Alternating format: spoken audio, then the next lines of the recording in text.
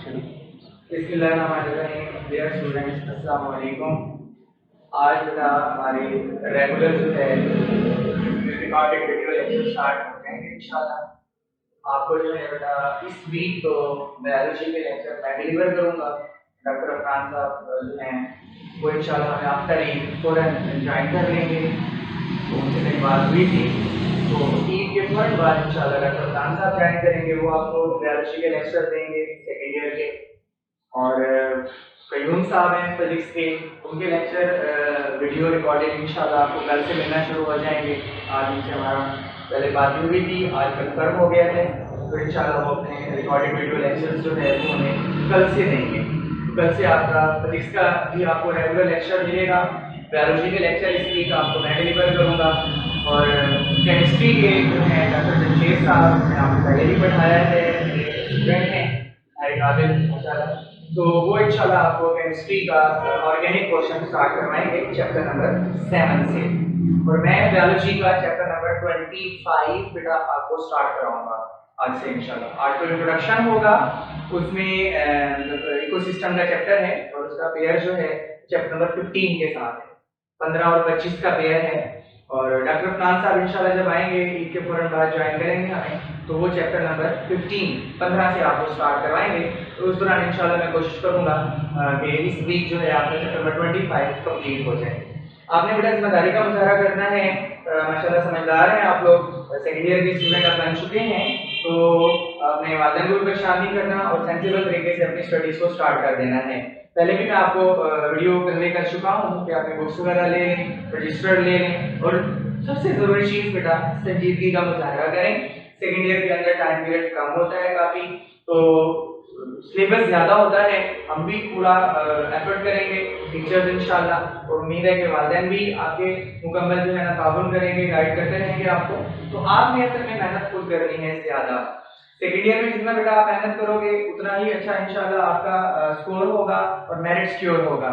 Second year के आप जो मार्क्स लोगे वही आपके डेफिनेटली फर्स्ट ईयर के मार्क्स होंगे। अगर एक बच्चे ने 460 नंबर सिक्योर कर लिए हैं तो वो डबल हो जाएंगे, और इसी लिहाज से उसको प्रैक्टिकल के मार्क्स में भी फेवर मिलेंगे। 45 नंबर तो सबको मिलेंगे, लेकिन ऊपर के जो 45 नंबर है वो आपके सब्जेक्ट के जो आप हासिल करेंगे मार्क्स, उसके हिसाब से आपको परसेंटेज से दिए जाएंगे। तो कोशिश करें 1000 स्कोर करने की, 1000 प्लस में जाने की और अपने मेरिट को सिक्योर करने की बेटा। तो ये कंपटीशन का वक्त है और इसको जाया मत करें और वेस्ट ना करें बेटा। अपने पोटेंशियल को, अपनी एनर्जी को और इसको फौरन जो है यूटिलाइज करें अपनी स्टडी में, अपनी बुक्स में। दूसरी एक्टिविटीज को जो है वो भी नजरअंदाज करें, क्योंकि फर्स्ट ईयर का एग्जाम ना होने से कंपटीशन बढ़ चुका है, बहुत ज्यादा हो गया है। वो बच्चे कॉन्शियस हो जाएंगे जो फर्स्ट ईयर में थोड़ा सा लेजी थे, फर्स्ट ईयर में से तैयारी नहीं कर पाए थे किसी भी फैक्टर की वजह से, अब वो सेकंड ईयर में ज्यादा जोर लगाएंगे। तो हमारे जो टॉपर स्टूडेंट हैं, हमारे जो अच्छे स्टूडेंट हैं, उनके ऊपर थोड़ा सा प्रेशर बढ़ जाएगा। तो इसलिए आप सबको मैं गाइड कर रहा हूँ बेटा कि आपने इसको संजीदा लेना है। इंशाल्लाह ईद के बाद जो है हम कोशिश करेंगे जैसे थोड़ा सा ये चीजें फ्लो में आ जाए, रनिंग में आ जाए, तो इंग्लिश का लेक्चर भी ऐड हो जाएगा। तो उम्मीद है कि आप इन तमाम चीजों को फॉलो करेंगे। आपने बेटा एक शेड्यूल बना लेना है। जैसे ही आपको लेक्चर आ जाएंगे आपके व्हाट्सएप पे हम भेजेंगे, तो आपने एक टाइम टेबल बनाना है कि सुबह जो है मैंने 9 बजे से लेकर 12 बजे तक या 8 बजे से लेकर 11 बजे तक बैठ के पढ़ना है। आपने वीडियो लेक्चर ऑन करने हैं। पहला लेक्चर फर्स्ट किया केमिस्ट्री का है, उसको आप तवज्जो से समझें, एक एक पॉइंट को क्लियर करें। और फिर दूसरा लेक्चर अगर फिजिक्स का है उसको क्लियर करें, उसको सारा समझें। बुक से ही सारा आपको प्रॉपर गाइड किया जाएगा, जैसे आप यहाँ फिजिकल आके क्लास लेते थे या कॉलेज में आप क्लास लेते थे फिजिकल आके, इसी तरीके से बायोलॉजी वगैरह। तो जब आप सारे लेक्चर ले लें बेटा, तो उसके फौरन बाद आप उनको याद करना शुरू कर दें। जब आप याद कर लोगे तो उसके बाद जो है आप उसको राइट करोगे डेली होमवर्क की तरह। जैसे मैं आपको पढ़ाता था कॉलेज में, तो मैं आपको कह देता था कि आज जो मैंने पढ़ाया है उसको आपने घर जाके पढ़ना है, समझना है, याद करना है, फिर उसको लास्ट में लिखना है, कल मैं चेक करूंगा। यहाँ पर भी आपने बेटा इस डिसिप्लिन को, इस रूल को थोड़ा सा फॉलो करने की कोशिश करनी है, बल्कि करना है, ये आपके लिए बेहतर है। जब आप इस तरह राइट करना शुरू कर दोगे तो उससे नेक्स्ट वीक जैसे हम इंशाल्लाह कैटी के 3 दिन मैंने आपको बता रखे हैं ओपन करेंगे, तो अपना मुमताज का होमवर्क जो आपको डेली दिया जाएगा वो भी आप जमा कराओगे। प्लस जो है आपके जो टेस्ट होंगे, जैसे मंडे को बायोलॉजी का टेस्ट है और इस तरीके से थर्सडे को केमिस्ट्री का है, सैटरडे को फिजिक्स का है। इस वीक को आपको सिर्फ पढ़ाया जाएगा, नेक्स्ट वीक उसमें ईद की 3 छुट्टियां आ जाएंगी। उसके बाद जैसे अगर बुध को क्लास हम स्टार्ट करते हैं तो जुमेरात को आपका टेस्ट होगा केमिस्ट्री का। इस वीक जो आपको पढ़ाया जाएगा उसका टेस्ट आपको व्हाट्सएप कर दिया जाएगा, वो आपने लाजमी करना है। ऐसे ही आपका फिजिक्स का टेस्ट भी होगा सैटरडे को, जो आपको पढ़ाया जाएगा। तो इंशाल्लाह आप लोग इसको संजीदा लें बेटा, और अल्लाह ताला आपको कामयाबी दे। Thank you very much. अस्सलाम वालेकुम। अस्सलाम वालेकुम डियर स्टूडेंट्स, आज हम स्टार्ट करने जा रहे हैं chapter number 25 ecology. First lecture है बेटा आज, लेक्चर नंबर 1। आप लोगों ने तवज्जो से समझना है इसको, अपनी बुक्स वगैरह आप निकाल लें। ये चैप्टर जो है चैप्टर नंबर 15 के साथ अटैच है, आपका बोर्ड पेयर है चैप्टर नंबर 15 और 25 का। तो 25 जो है वो हम स्टार्ट कर रहे हैं, तो उसका लेक्चर नंबर 1 है, इंट्रोडक्शन है बेटा। वो आपने फर्स्ट पेज निकालना है। चैप्टर का टाइटल है इकोसिस्टम। इकोसिस्टम बेटा, इसकी डेफिनेशन यहाँ पर मौजूद है। It is a community of living organisms in conjunction with the non living components of their environment. आपने बेटा ये डेफिनेशन अपने पार्ट फर्स्ट में चैप्टर नंबर जो 1 है इंट्रोडक्शन का, उसमें भी पढ़ रखी है कि इकोसिस्टम कम्युनिटी है, मजमुआ है तमाम जिंदा जानदारों का। कंजंक्शन का मतलब और उसके साथ साथ मौजूद हैं नॉन लिविंग कंपोनेंट्स भी, यानी माहौल के जिंदा और बेजान अज्जा मिलकर इकोसिस्टम बन जाता है।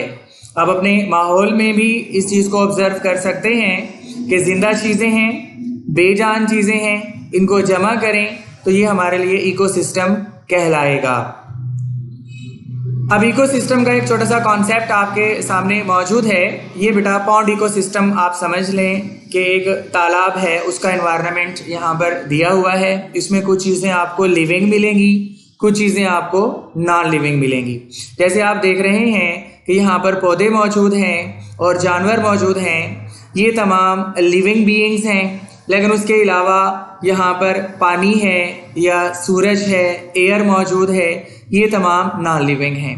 तो ये जो कम्युनिटी यहाँ पर आपके सामने मौजूद है, जिसमें लिविंग और नॉन लिविंग कंपोनेंट दोनों मौजूद हैं बेटा, ये इकोसिस्टम कहलाएगा। मज़ीद हम आगे बढ़ते हैं इंट्रोडक्शन में। इकोलॉजी अगेन मैं कोड करूँगा। फर्स्ट ईयर का आपका पहला चैप्टर है, उसमें आपने फर्स्ट पेज के अंदर ही पढ़ा है ब्रांचेस ऑफ बायोलॉजी में। पहले ओल्ड ब्रांचेस का जिक्र है, फिर आगे थोड़ा सा मॉडर्न ब्रांचेस हैं। उसमें इकोलॉजी, जिसको आपने इन्वायरमेंटल बायोलॉजी के नाम से भी पढ़ा है। इकोलॉजी जो है बेटा, ये 2 वर्ड से मिलकर बना है। एक है ओइकोस और दूसरा जो है वो है लोगी। ओइकोस जो है इसका मतलब है फैमिली, हाउसहोल्ड। लोगी का मतलब है द स्टडी ऑफ, यानी हम मुताला करते हैं नेचर में मौजूद इकोसिस्टम का। अब नेचर के अंदर जो चीज़ें मौजूद हैं जिंदा और बेजान, एक मखसूस इन्वायरमेंट के अंदर अगर उनको देखें तो वो फैमिली, हाउस होल्ड बन जाएगा। इसमें नेचुरल इन्वायरमेंट को इंक्लूड करना ज़रूरी हो जाता है। अगर आप किसी पौधे की इकोलॉजी का मुताला करना चाहते हैं तो उस पौधे के नेचुरल इन्वायरमेंट को देखेंगे, वो उसकी इकोलॉजी बन जाएगी। उसमें उसका इंटरेक्शन देखेंगे, उसका रिलेशन देखेंगे दूसरे जानदारों के साथ। इंसान की इकोलॉजी को मुताला करना चाह रहे हैं तो इंसान जिस माहौल में मौजूद है उसको देखेंगे, उसका नेचुरल इन्वायरमेंट कैसा है और दूसरे जानदारों के साथ उसका रिलेशन कैसा है, बेजान चीज़ों के साथ वो कैसे रिलेट हुआ पड़ा है, उनको कैसे मुतासिर कर रहा है, खुद उनसे कैसे मुतासिर हो रहा है। ये चीज़ें बेटा इकोलॉजी के अंदर हमने देखना होती हैं। फर्दर देखें कि टर्म जो इकोलॉजी है ओरिजिनली यानी बुनियादी तौर पर कॉइन मुंसलिक है, जुड़ी हुई है।